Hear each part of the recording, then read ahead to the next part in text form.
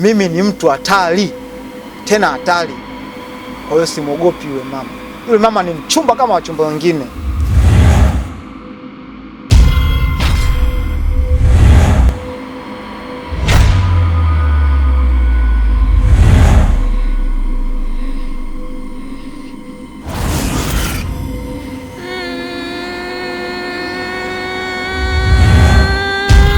Dada.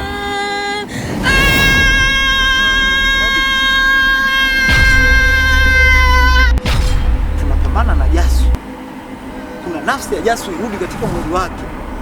Tunapambana tena kutoa nafsi ya Jasu huko ilipokuwepo. Tumsaidie Jasu arudi nyumbani katika hali yake. Leo tunaanza tena na kazi hii. Huyu ni mtu mzima. Alikuwa anaelewa, na wewe ulishindaje kumzuia mtoto wa kike na kulaumu wewe Rudi? Haya umeyatengeneza wewe.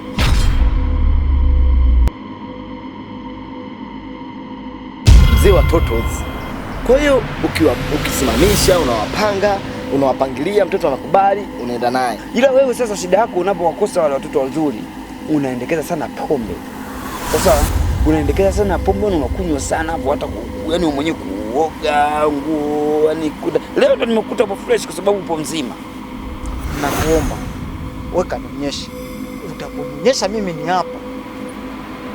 Mimi nitapasoma kila kitu, mazingira, nini kinafanyika na wanafanya vipi, panaingilika vipi. Unasema nini? Unapopigana vita lazima ujue pande ya adui.